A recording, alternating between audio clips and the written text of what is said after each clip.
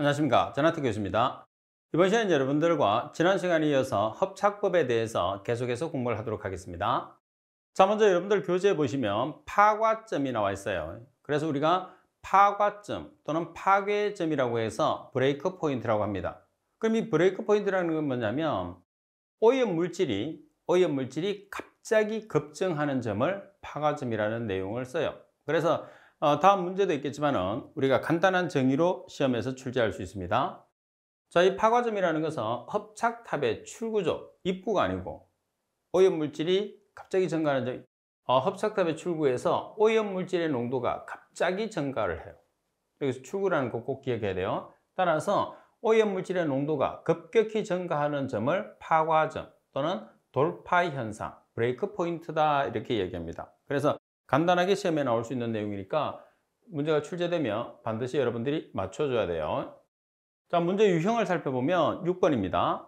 합착에 있는 유해가스의 처리에 있어서 돌파 현상이 일어날 때 발생되는 현상에 대한 내용으로 알맞은 것은, 그러면 배출가스죠. 출구 쪽이니까 배출가스 중 오염물질의 농도가 갑자기 어떻게 돼요?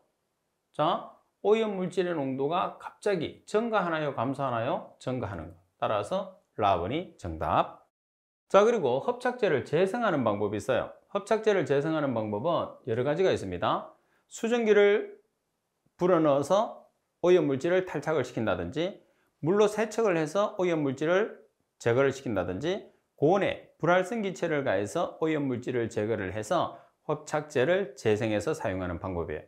자, 우리가 앞에서 물리적인 합착과 화학적인 합착에 대한 내용을 살펴봤죠. 그래서 간단하게 다시 한 번 더 정리를 해보면, 자, 물리적인 합착과 화학적인 합착에서 합착 과정에 보면 물리적은 가역적, 화학적은 가역적이 낮아요.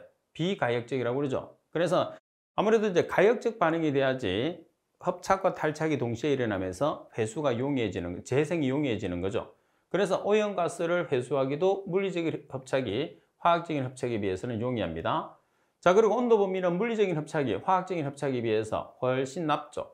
그 다음에 합착열도 화학적인 합착에 비해서 물리적인 합착이 낮다는 거죠. 그리고 우리가 합착하는 오염물질도 다분자를 합착할 수 있는 것은 물리적, 단분자를 합착할 수 있는 것은 화학적인 합착이기 때문에 전반적으로 가장 많이 사용할 수 있는 방법은 물리적인 합착이 가장 많이 사용할 수 있는 방법이다. 이렇게 우리가 볼 수가 있는 거예요.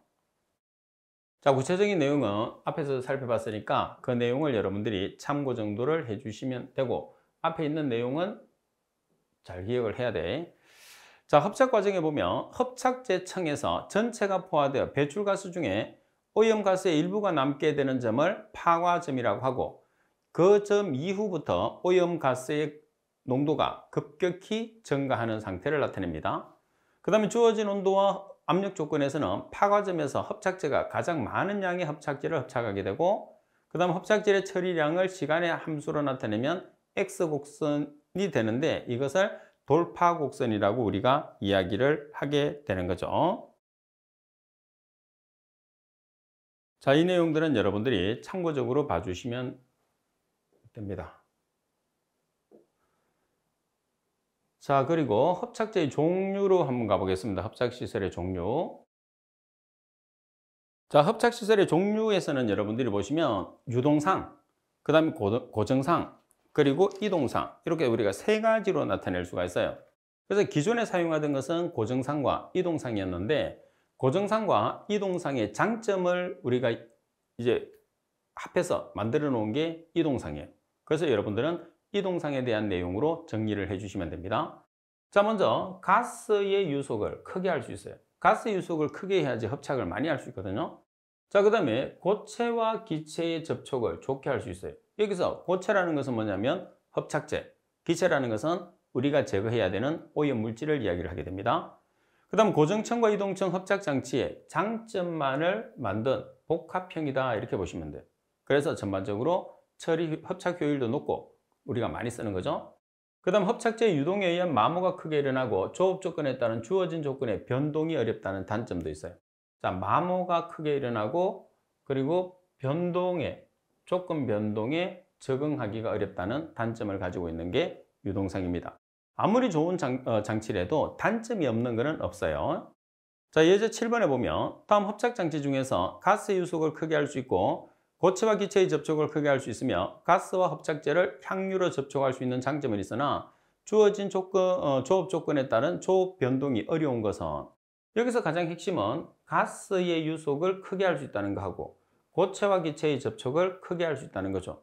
그래서 두 개 고정상과 이동층을 합쳐놓은 유동층 합작장치가 정답이 되는 거죠. 자, 그리고 고정층과 이동층은 여러분들이 참고만 하시면 됩니다. 자, 문제 8번에 보면 합작장치에 대한 내용으로 틀린 것은 어느 것인가? 가번은 고정층 합작장치에서 보통 수직으로 된 것은 대규모에 적합하고 수평으로 된 것은 소규모에 적합하다.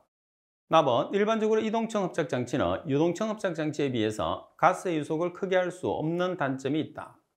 자, 그리고 유동층 합작장치는 고정층과 이동층 합작장치의 장점을 이용한 복합형으로 고체와 기체의 접촉을 좋게 할 수 있다. 그리고 유동층 합작장치는 합작제의 유동에 의한 마모가 크게 일어나고 조업 조건에 따른 주어진 조건의 변동이 어렵다고 되어 있어요. 자, 그래서 여기에서 틀린 거는 뭐죠? 틀린 거는 가번입니다. 자, 가번에서는 내용 자체를 보는 것보다 문제를 보면서 익히면 돼요. 자, 수직으로 된 게 있고 수평으로 된 게 있는데 여기서 대규모와 소규모가 서로 이렇게 바뀌었어요. 자, 전반적으로 수직으로 된 것은 소규모를 쓰고 수평으로 된 것은 대규모를 사용하게 됩니다. 자, 그리고 두 번째, 연소법과 산화법입니다. 일반적으로 연소법이라고 하면 우리가 오염물질을 가장 위생적으로 제거하는 방법이에요. 근데 오염물질을 가장 위생적으로 제거하는데 가장 문제가 되는 것은 뭐냐면 대기오염물질이 발생한다는 문제점을 가지기도 해요. 자, 따라서 연소법의 종류를 여러분들이 먼저 보시게 되면 세 가지로 나타낼 수 있어요. 자, 먼저 가열연소법이에요. 직접 연소법하고 비슷한데 차이가 뭐냐면 온도를 높여서 연소하는 법이 가열연소법. 직접 연소법이라는 것은 폐기물을 태울 때 불꽃을 이용해서 직접 태우는 방법을 직접 연소법이라고 해요. 자, 배출가스 내에 가연성 물질의 농도가 매우 낮아서 직접 연소가 어려울 경우, 그래서 가열연소법 같은 경우에서는 가연성 물질의 농도가 매우 낮은 경우에 주로 사용한다, 이렇게 우리가 알 수가 있어요. 자, 그 다음에 애프터버너법이라고도 하고 하이드로카본이라는 게 탄화수소를 하이드로카본이라고 그러죠. 그 다음에 H2, NH3, HCN 등의 제거에 유용해요. 그러니까 결론적으로 뭐냐면 가연성 성분을 제거했을 때 유용하게 사용할 수 있다는 뜻입니다. 그 다음 오염기체의 농도가 낮을 경우에 보조연료가 필요합니다. 자, 농도가 낮을 경우에서는 보조연료가 필요하고 경제적으로 오염가스의 농도의 연소하한치에 50% 이상이 적합하다고 보시면 돼요. 자, 그리고 연소실의 온도를 보시게 되면 500에서 800도씨, 그리고 체류 시간은 0.2에서 0.8초 정도. 이런 내용들은 우리가 알고 있어야지 문제를 풀 수가 있어요. 자, 반면에 촉매연소법이라는 것은 연소를 시키는데 촉매를 이용하는 거예요. 그럼 직접 연소법하고 촉매 연소법의 가장 큰 차이점이 뭐냐면 촉매를 이용하면 낮은 온도에서 반응을 시킬 수 있다는 거죠. 그리고 빠른 속도로. 반면에 직접 연소법 같은 경우에서는 연소 온도가 높아지는 문제점을 가지고 돼요. 그럼 연소 온도가 높고 낮음의 차이가 뭐냐면 질소산화물이 많이 배출되느냐 아니면 질소산화물이 적게 배출되는 차이죠. 그래서 촉매연소법은 질소산화물이 적게 배출돼요. 반면에 직접 연소법 같은 경우에서는 질소산화물이 많이 배출되는 단점을 가지고 있는 장치다, 이렇게 여러분들이 볼 수가 있는 거죠. 자, 먼저 1번에 보시면 낮은 온도에서 반응이 가능하며 분자량이 작은 탄화수소가 큰 탄화수소보다 쉽게 산화되지 않는다고 그랬어요. 그래서 촉매를 쓰기 때문에 낮은 온도에서 반응이 일어나고 그리고 분자량이 큰 탄화수소가 훨씬 연소가 잘 된다, 이렇게 우리가 보는 거죠. 산화가 된다는 소리는 연소가 된다는 소리니까 분자량이 큰 것들이 연소가 잘 일어나요. 그 다음에 촉매를 이용하기 때문에 반응 속도가 빠릅니다. 그리고 온도를 직접 연소법에 비해서 낮출 수가 있어요. 그래서 온도의 높고 낮음에 따라서 뭐가 발생한다고 그랬죠? 질소산화물. 그래서 결론적으로는 직접 연소법에 비해서 질소산화물을 적게 배출시키는 방법이다, 이렇게 보시면 돼요. 그 다음에 촉매를 우리가 사용했을 때 백금이나 코발트, 니켈 등을 사용하는데 실제로 우리가 기금속들이 많기 때문에 고가죠. 그리고 이 고가 중에서도 가장 성능이 뛰어난 게 백금계예요. 가격은 비싸지만 백금계가 가장 뛰어나다 이렇게 보시면 됩니다. 그리고 촉매연소법에서 사용할 수 있는 온도는 250에서 450도씨 정도. 250에서 450도의 범위 안에 들어가는 온도는 다 맞는 말이에요. 그러니까 아무래도 직접 연소법에 비해서는 연소 온도가 엄청나게 낮거든요. 그러니까 당연히 질소산화물을 우리가 많이 줄일 수 있는 방법 중에 하나다 이렇게 보시면 됩니다. 자, 나머지 내용들은 여러분들이 한 번씩 읽어보시면 될 것 같아요. 자, 그리고 직접 연소법 같은 경우에서는 연소 온도가 직접 연소법의 연소 온도는 700에서 800도씨예요. 반면에 촉매 연소법 같은 경우에서는 250에서 450도. 그럼 당연히 질소산화물이 어디서 많이 배출되죠? 연소 온도가 높은 직접 연소법에서 질소산화물의 발생량이 훨씬 많다 이렇게 볼 수 있는 거죠. 자, 그리고 연소 온도는 5초 정도. 따라서 여러분들이 연소 온도와 시간 잘 기억을 해야 돼요. 자, 여기서 나머지 내용들은 전부 다 뭐하고 같으냐면 가열연소법하고 동일합니다. 직접 연소법은 경우에 따라서 보조 연료나 보조 공기가 필요하며 오염물질의 발열량이 연소에 필요한 전체 연량의 50% 이상일 때 경제적이다 이렇게 보시면 되죠. 그 다음에 직접 연소법은 애프터버너법이라고 하는데 하이드로카본, 탄화수소죠, 수소, NH3, HCN. 그래서 일반적으로 연소할 수 있는 성분을 제거를 하는 게 직접 연소법이다 이렇게 보시면 됩니다. 당연한 내용이겠죠. 자, 문제를 보겠습니다.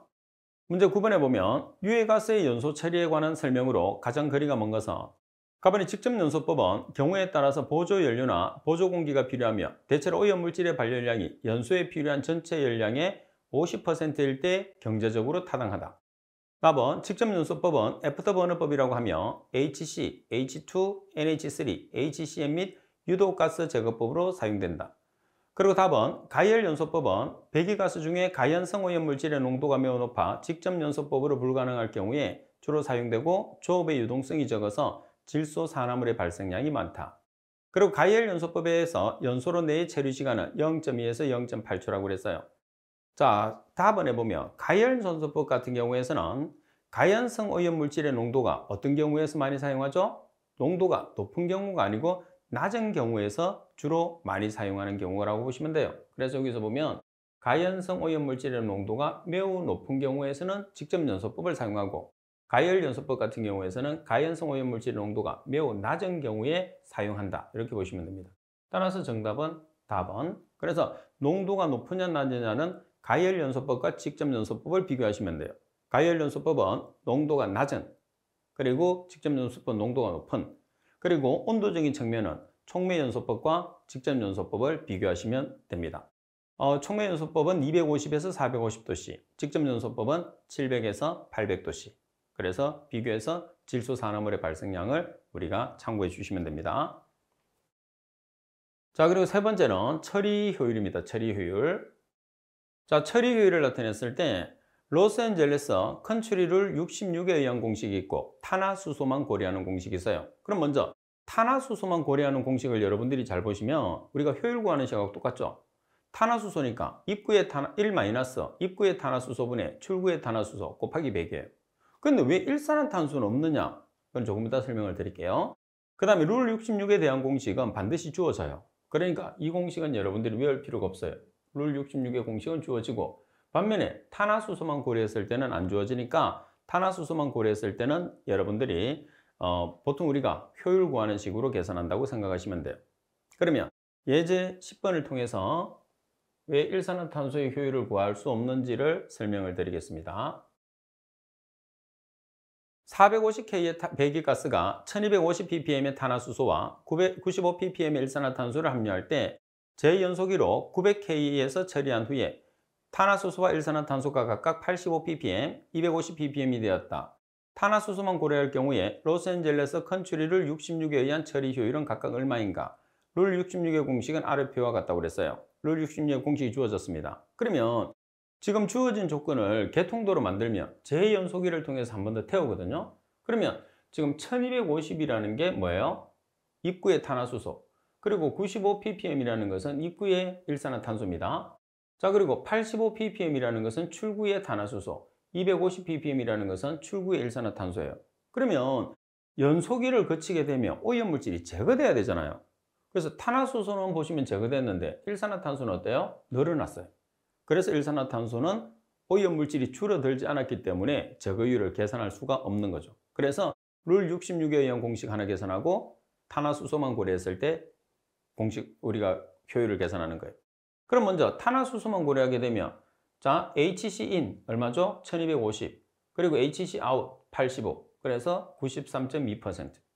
룰 66에서는 HC인 자리에 1250, CO인 자리에 95, HCout 자리에 85, COout 자리에 250을 대입을 하시면 공식이 여러분들 주어지니까 쉽게 문제를 계산할 수 있어요. 단지 여기에서는 개통도를 여러분들이 내용을 보고 입구와 출구에 개통도만 만들어내 주시면 이 문제는 그냥 주는 문제다. 보이기는 상당히 복잡하게 보이지만은 실제로 복잡한 문제가 아니고 여러분한테 점수를 주기 위해서 내는 문제라고 보시면 됩니다. 자, 그리고 악취상 물질이에요. 자, 악취상 물질 같은 경우에서는 다음 중에서 오염물질과 악취의 냄새로 매치가 잘못된 것을 찾으시오 이렇게 문제가 나오는데 이 문제들은 여러분들이 각각의 물질 여기 보시면 아크로레인 같은 경우에서는 불쾌한 냄새 그리고 황화수소 같은 경우에서는 썩은 달걀 냄새 그리고 메르카탄류는 불쾌한 냄새 그리고 페놀 같은 경우에서는 보시게 되면 오염물질의 감지 농도가 상당히 떨어지죠. 그래서 의약품 냄새, 페놀은 의약품 냄새. 자, 그리고 메틸 메르캅탄은 양파와 양배추 썩는 냄새가 납니다. 자, 그리고 메틸라민은 생선 썩는 냄새, 그리고 황화메틸은 양배추 썩는 냄새, 그리고 암모니아는 우리가 잘 알죠. 분뇨 냄새, 그리고 톨루엔 같은 경우에서는 가솔린 냄새, 그리고 자일렌도 가솔린 냄새. 이렇게 오염물질에 해당하는 냄새 정도로만 파악을 하시면 돼요. 지금 문제에서는 여기서는 발생공업에 대한 시험이 나왔는데 발생공업보다는 여러분들 냄새 쪽으로 출제를 하게 됩니다. 자, 발생공업은 이 문제를 통해서 여러분들이 해결을 하시면 돼요. 자, 먼저 11번에 보시면 악취물질의 성질과 발생원에 대한 내용으로 틀린 것은 어느 것인가? 그러면 아크로레인은 자극식 물질로 석유화학 약품 제조 시에 발생한다. 그리고 나번 메틸 메르캅탄은 부패 양파취 물질로서 석유정제, 가스 제조, 약품 제조 시에 발생한다. 다음에 황화수소는 썩은 계란치 물질로 석유정제나 약품 제조 시에 발생한다. 라번 에틸아민은 마늘치 물질로 석유정제, 인쇄 작업장에서 발생한다고 그랬어요. 그래서 냄새를 보게 되면 여기서 에틸아민, 우리가 줄쳤던 내용을 한번 암기를 했던 사람은 에틸아민 같은 경우에서는 여기 보시면 마늘치 냄새, 무슨 냄새가 난다고 그랬어요? 생선 썩는 냄새가 나야 된다고 그랬죠. 그래서 마늘치 때문에 잘못된 거죠. 그래서 말씀드린 것처럼 오염물질과 냄새를 매치를 시켜 놓으면 우리가 거의 대부분의 문제들은 다 풀 수 있다 이렇게 보시면 돼요. 자, 그 다음에 탈취 방법 중에서 수세법, 물을 이용해서 처리하는 경우가 있어요. 그런데 대부분에 보면 탈취라는 게 악취잖아요. 악취성 물질 같은 경우에서는 물에 잘 녹지 않아요. 물에 잘 녹지 않으니까 어떻게 해요? 수세 처리를 주처리 장치로 사용할 수가 없어요. 전체적으로 봤을 때.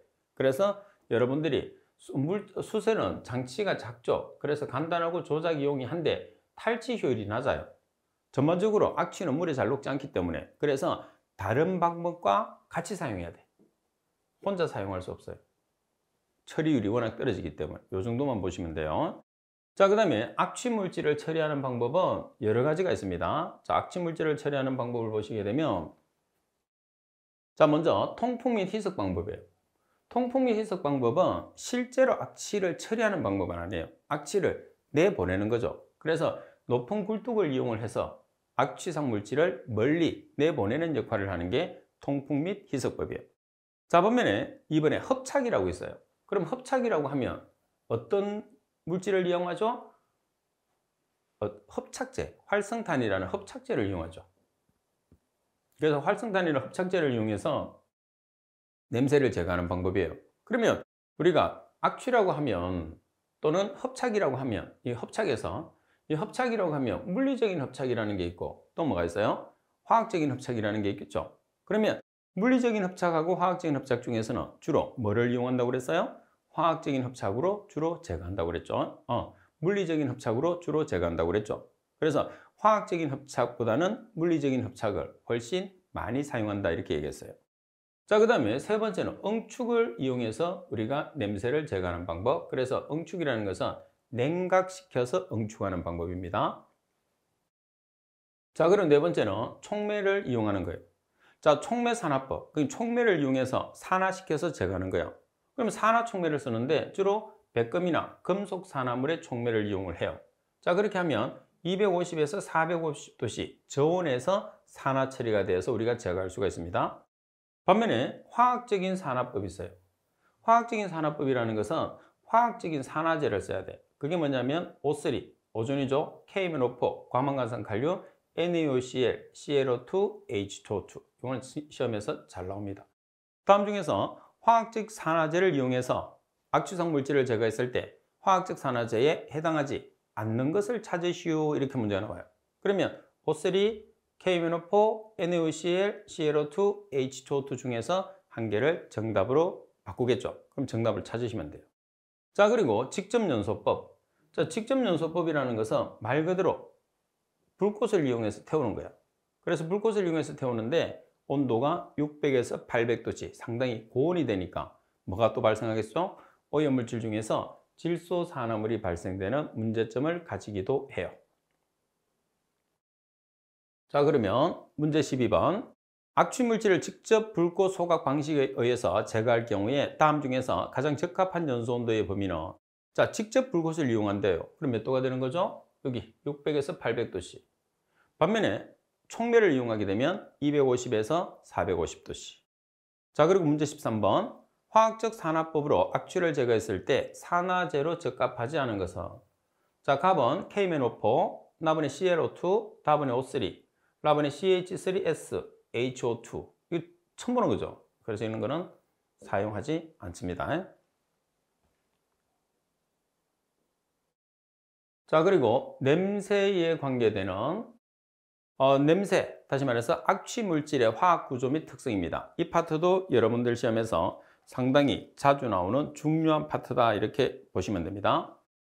자, 1번. 골격이 되는 탄소수는 저분자일수록 관능기 특유의 냄새가 강하고 자극적이나 8에서 13에서는 가장 향기가 강하다고 그랬어요. 그래서 자, 골격이 되는 탄화수소는 저분자일수록 특유의 냄새가 강해요. 특히 탄소가 8에서 13에서 가장 강하다 이렇게 나타냈습니다. 저분자 같은 경우에서는 냄새가 강하게 나오는데 특히 탄소가 8개에서 13개 사이에서 가장 강하게 나타난다는 거. 이번에 불포화도가 높으면 냄새가 강합니다. 그래서 불포화도가 높으면 냄새는 강해. 불포화도를 우리가 포화탄화수소, 불포화탄화수소라는 게 있잖아요. 그래서 포화탄화수소라는 것은 단일결합, 불포화탄화수소라는 것은 이중이나 삼중결합. 그래서 반응성이 큰 불포화탄화수소에서 냄새가 강하게 나타난다 그런 뜻입니다. 자, 그리고 여러분들 6번에 보면 화학물질이 냄새물질로 되기 위해서는 친유성기와 친수성기의 양기 두 개, 그러니까 친유성기, 친수성기 두 개를 같이 가지고 있어야 된다는 거죠. 그래서 양기를 가지고 있는 게 중요해요. 여러분들은 나머지는 한번 읽어보고 제가 수업하는 그 내용 위주로 암기를 좀 해주시면 돼요. 그리고 7번. 분자 내의 수상기의 수는 한 개일 때 가장 강하고 수가 증가하면 약해져서 묻혀야 돼요. 그래서 수상기라는 게 뭐냐면 OH-예요. 그래서 이 수상기의 수는 한 개일 때 가장 냄새가 강해요. 그 다음에 이 OH의 수가 증가하면 증가해서 마지막에는 묻히에 이른다. OH가 많이 붙으면 많이 붙을수록 냄새가 없다는 그런 뜻이겠죠. 그리고 8번. 냄새는 화학적 구성보다는 구성 그룹 배열에 의해서 나타나는 물리적 차이에 의해서 결정이 돼요. 그래서 냄새는 오답으로 많이 나오는데 물리적 차이에 의해서 일어난다는 거. 그럼 시험에서 여기는 물리적, 화학적 순서를 바꿔버리면 되겠죠. 바꾸게 되면 우리가 내용을 정확하게 이해하고 있는 사람은 찾을 수 있겠지만 정확하게 내용을 이해를 못하면 찾기가 어려워집니다. 그죠? 자, 그 다음에 냄새를 일으키는 물질은 적외선을 강하게 흡수한다든지, 적외선을 강하게 흡수하고, 자, 그리고 11번 내용을 보시면 냄새 물질로 분자량이 가장 작은 것은 암모니아. 분자량이 가장 큰 물질은 냄새 강도가 분자량에 반비례해서 약해지는 경향이 있어요. 따라서 분자량이 가장 작은 것은 암모니아, 악취상 물질 중에서. 자, 그 다음에 분자량이 큰 물질들은 냄새가 전반적으로 어떻게 된다는 거죠? 약해진다는 거죠. 그 이유가 뭐예요? 분자량과 냄새는 반비례 관계가 있기 때문이죠. 한번 기억하세요. 그 다음 물리화학적 자극량과 인간의 감각 강도 관계는 웨버 페이너 법칙과 잘 맞고 후각에도 잘 적용돼요. 그래서 악취는 웨버 페이너 법칙에 적용이 된다는 거. 그 다음 악취 유발 물질들은 파라핀과 CS2를 제외하고는 일반적으로 적외선을 강하게 흡수해요. 조금 전에도 말씀드렸잖아요. 그죠? 자, 그 다음에 냄새 물질은 반응성이 풍부해야 돼요. 그래서 포화탄화수소보다는 불포화탄화수소가 훨씬 반응에 참여를 많이 한다. 그런 식으로 이야기를 했죠. 따라서 체크되어 있는 부분 내용 위주로 여러분들이 공부를 하시면 됩니다. 자, 문제 14번을 보겠습니다. 냄새 물질의 화학 구조에 대한 설명으로 가장 거리가 먼 것은 가번은 골격이 되는 탄소수는 저분자일수록 관능기 특유의 냄새가 강하고 자극적이나 8에서 13에서 가장 향기가 강하다고 되어 있어요. 맞나요? 맞습니다. 그 다음 불포화도가 다시 말해 불포화탄화수소라는 거죠. 그러면 이중결합과 삼중결합은 반응성이 큰 불포화탄화수소. 반면에 탄화수소라는 것은 단일결합을 하는 거예요. 따라서 불포화도가 높으면 높을수록 냄새가 강하게 나타나는 거죠. 반응성이 커지기 때문에 그런 물질을 이중결합과 삼중결합의 물질이라고 합니다. 분자 내의 수상기의 수가 증가할수록 냄새는 어때요? 수상기가 많으면 많을수록 제로가 될 때가 있다고 그랬어요. 그죠? 그만큼 수상기의 숫자가 늘어나면 냄새가 약하게 된다. 이렇게 이야기했죠. 그리고 락톤 및 케톤 화합물은 환상, 원모양이 크게 되면 냄새가 강해지는 특징을 가지게 됩니다. 그래서 제가 주로 소개했던 내용만 알아도 답을 충분히 찾아낼 수가 있습니다.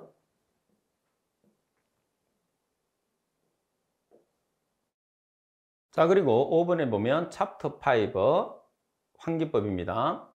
자, 환기법이라는 게 뭐냐면 환기법은 영어로 우리가 벤틸레이션이라고 그래요. 그래서 벤틸레이션, 우리가 지금 보면 모든 사업장에서 환기시설을 다 달아놨잖아요. 그러면 이 환기시설에서 가장 먼저 유체역학의 기초를 보면 어렵게 생각할 필요는 없어요. 베르누이 정리에 적용되는 조건이 나와 있는데 베르누이 정리가 적용할 수 있는 조건을 한 번씩 여러분들 시험에서 가끔씩 출제를 해요. 그러면 이 3개 조건 외에 나머지 1개가 있으면 정답이죠. 근데 출제 빈도는 아주 많이 떨어지는 편입니다. 자, 정상 상태의 흐름이고 같은 유선상에 있는 흐름이고 마찰이 없는 흐름일 때 베르누이 정의가 적용이 된다는 그런 뜻이에요. 그러면 이 베르누이 정의, 다시 말해서 유체가 흘러갔을 때 압력이 3가지가 있어요. 압력이 3가지가 있는데 자, 첫 번째 보시면 정압이라는 게 있고요. 정압. 그 다음에 동압이라는 게 있고요. 그 다음에 전체 압력, 전압이라는 게 있어요. 그러면 자, 여기서 간단하게 제가 한번 설명을 드릴게요. 자, 이렇게 관이 있습니다. 관이 있는데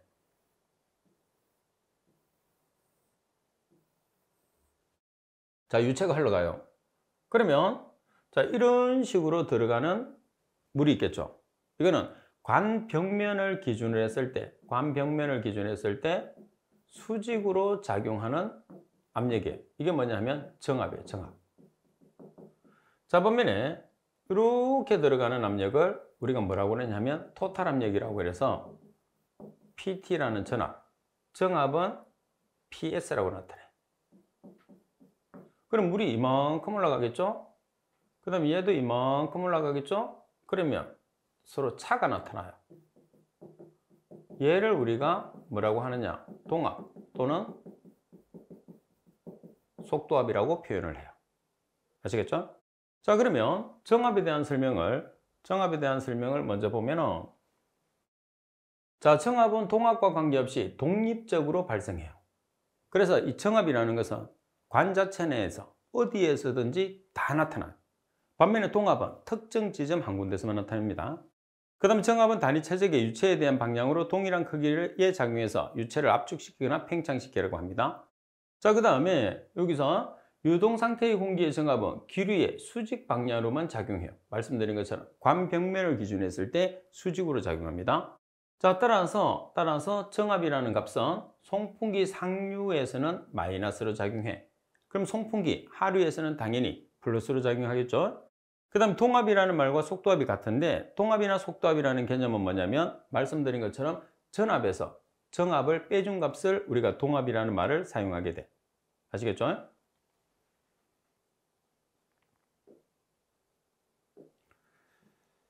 자, 그리고 유량을 한번 계산을 해 보겠습니다. 자, 유량을 계산했을 때는 우리가 원형 조건이라고 하면 여기서 이게 원이에요. 원이면 이 조건이 뭐죠? D라는 직경이에요. 그럼 이 D라는 직경은 뭐를 계산할 수 있느냐 하면 면적을 계산할 수 있는 거예요. 직경이 나와 있을 때 면적은 어떻게 계산하나요? 4분의 파이 D의 제곱. 그래서 우리가 유량을 계산한다고 하면 유량은 면적 곱하기 속도예요. 그래서 항상 면적은 안 주고 직경만 주는 거야. 왜? 직경만 있으면 면적을 계산할 수 있으니까. 그래서 시험을 출제하는 사람은 여러분들이 간단하게 풀으라고 문제를 주는 건 아니에요. 여러분들 한 개라도 생각을 해서 문제를 풀으라고 문제를 주는 거거든요. 그래서 여기에서 면적 대신에 4분의 파이 D의 제곱, 여기에 속도를 곱해요. 그러면 뭐를 계산할 수 있느냐면 우리가 유량을 계산할 수가 있는 거예요. 유량 계산식에서. 그죠? 자, 그러면 문제를 볼게요. 예제 1번에 보시면 유량이 2500m의 삼성파워 배출가스를 헙스탑을 이용해서 제거하려고 한다. 헙스탑의 통과 유속을 0.5m/s로 할 경우에 헙스탑의 직경은 얼마로 설계되느냐? 그러면 자, 유량 Q는 단면적 A 대신에 4분의 파이 D의 제곱, 속도 V. 그래서 2500m의 삼성파워의 유량, 그리고 4분의 파이 D의 제곱, 속도 0.5m/s. 따라서 시간 단위를 보정을 해야 돼요. 그래서 속도는 세크, 시간은 유량은 아워. 그래서 1시간은 3600초로 보정을 해줬어요. 그러면 식을 정리하면 뭐를 계산할 수 있어요? 직경 D. 그래서 단면적 대신에 직경 D로 단면적을 계산할 수가 있다는 거죠. 그래서 여러분들 시험에서도 당연히 이 두 가지 조건을 이용해서 문제를 풀게 되죠. 그래서 주로 우리가 사각형보다는 원형에서 유량을 계산하는 문제가 많습니다. 그 다음에 장방형, 직사각형이요. 직사각형 같은 경우에서는 예를 들어서 이렇게 있단 말이에요. 그럼 폭이 있고 이렇게 H가 있겠죠? 그럼 면적 A는 어떻게 계산해요? 가로 곱하기 세로. 그래서 너무 간단해요. 공식은 Q는 AV는 똑같아. 그래서 A 대신에 B 곱하기 H. 쉽게 너무 두 개만 곱하면 되니까 아무래도 사각형보다는 여러분들 시험에서는 원형으로 시험에서 주어질 가능성이 높다. 그러니까 원형의 공식과 여러분들이 예제 문제를 기억을 해주면 아무래도 문제를 맞추는데 훨씬 도움이 된다, 이렇게 생각을 해주시면 됩니다. 자, 이번 시간 수업은 이것으로 마치도록 하겠습니다. 수고하셨습니다.